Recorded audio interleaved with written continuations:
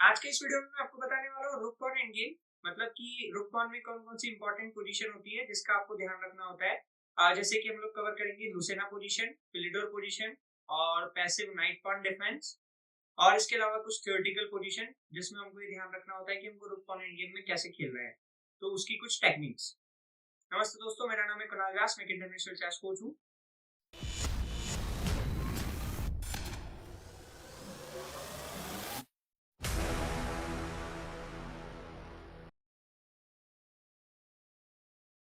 आज हम लोग देख रहे हैं फिलिडोर पोजीशन।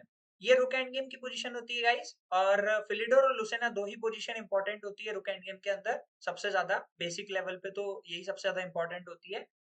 लुसेना पोजीशन जो कि हम विन करने के लिए यूज करते हैं और फिलिडोर पोजीशन जो कि हम ड्रॉ करने के लिए डिफेंस मेथड की तरह यूज करते हैं। अब इसमें हमारी एक ही मेन मेथड होती है कि हमें अपोनेंट के किंग को कट ऑफ करके रखना है। और जनरली ये पोजीशन मानी जाती है कि अपोनेंट का किंग 5th रैंक में हो, पॉन भी 5th रैंक में हो, ठीक है, और हमारा रुक उसको 6th रैंक से कट ऑफ करके रखे। तो जब कभी ऐसी सिचुएशन रहती है कि हमने अपोनेंट की किंग को कट ऑफ करके रखा है, तो बस हमारी यही पूरी प्रायोरिटी रहती है कि हम अपोनेंट की किंग को कट ऑफ करके रखें। जैसे यहाँ पर ब्लैक ने प्ले किया रुक b6, अब व्हाइट ने प्ले किया e6। अब जैसे ही व्हाइट ने e6 चला है, अब हमारा एक ही टास्क है कि हमको अपने रुक को पीछे लेकर के जाना है और यहाँ से आप पीछे से चेक लगाना है। ठीक है, यहाँ पे दो चीजें व्हाइट ट्राई कर सकता है। एक तो अपने किंग को फॉरवर्ड डायरेक्शन में आगे बढ़ा सकता है, या फिर वो हमें चेक्स दे सकता है। इस तरीके की चीजें व्हाइट ट्राई कर सकता है। वो कुछ भी ट्राई करे, कहीं इस गेम को हम ड्रॉ कर सकते हैं इजीली।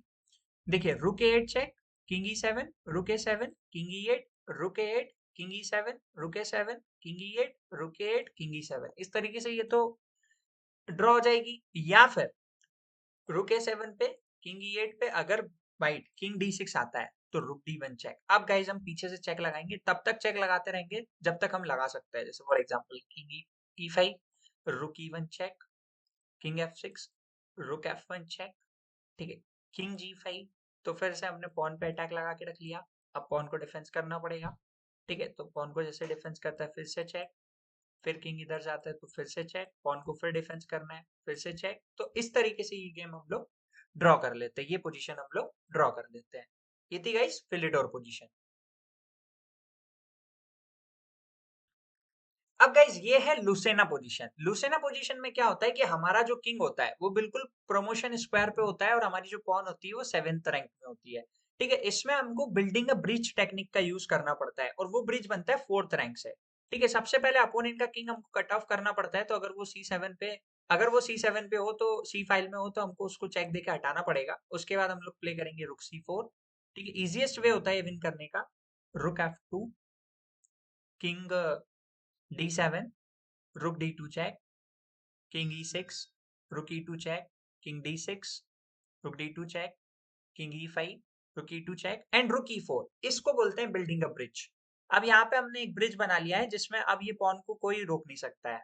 ना किंग इसके पास जा सकता है, ना रुक इसको रोक सकता है, और रुक अब पेन है तो किंग कुछ भी नहीं कर सकता। कैप्चर भी करना पड़ेगा, तो कैप्चर कर लिया तो अब ये पॉन प्रमोट हो रहा है।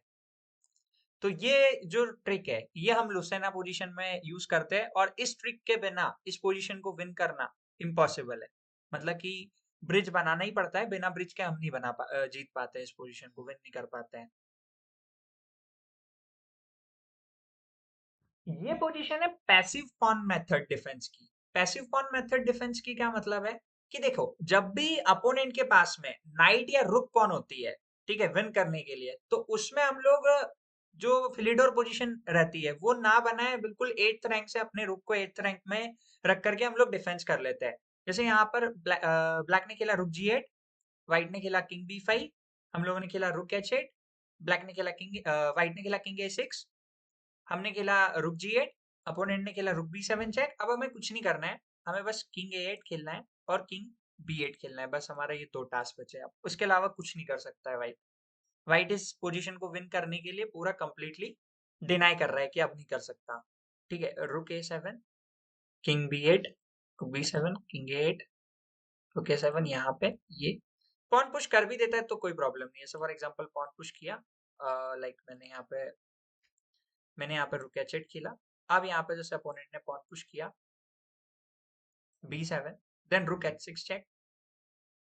ठीक है, अब अपोनेंट का रुक कैप्चर हो रहा है, तो इसलिए मतलब पॉन वॉन भी पुश नहीं हो सकती इस तरीके की पोजीशन में।